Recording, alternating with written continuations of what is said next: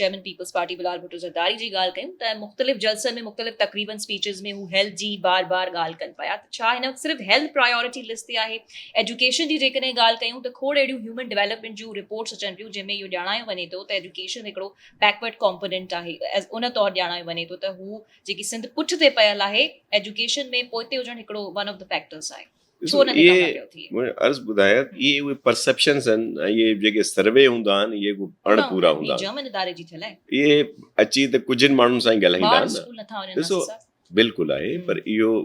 उन्हनि जी बहितरी जे लाइ ज़रूरत आहे पर हिते तमामु घणी बहितरी आई आहे एजुकेशन जे लिहाज़ सां ई मां तव्हांखे चवां त एडमिशन्स वधिया आहिनि ड्रॉप आउट रेशो घटि थियो आहे जेको हिकु रिपोर्ट दफ़ो आई आहे त वधियो आहे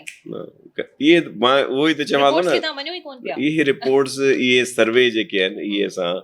कोन चए थो रिपोर्ट ऐं सर्वे जी ख़बर किथे पवंदी आहे तव्हां वटि छा एस्टिमेटेड डाटा आहे इन हवाले सां इलेक्शन में ख़बर पवंदी आहे इलेक्शन में ख़बर पवंदी आहे जेका वोट मिलंदी आहे मिसाल तव्हां जीअं चओ था ईअं ई ॾिसंदा आहियूं असां नेशनल मीडिया ते सभिनि ते अची खोड़ सुकरात बुकरात इहा ई ॻाल्हि कंदा आहिनि तव्हांखे नथो चवां इहा ई ॻाल्हि कंदा आहिनि त उहा सिंध में 15 सालनि में सिंध का बेड़ा गर्क कर दिया और पीपल्स पार्टी वालों को बड़ा टफ टाइम मिलेगा वो टफ टाइम वारी सूरत हाल ॿुधाईमांव ॿियो मां तव्हांखे अर्ज़ु कयां त 2008 में त बेनज़ीर साहिबा शहीद थी ठीकु आहे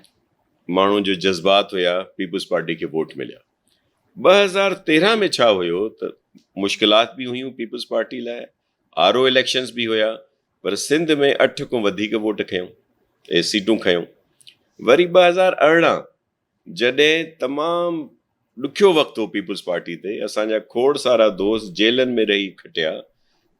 10 खां मथे असांजे वॾनि सीनियर जेके रहनुमा हुया उन्हनि खे नाअहल करार ॾिनो वियो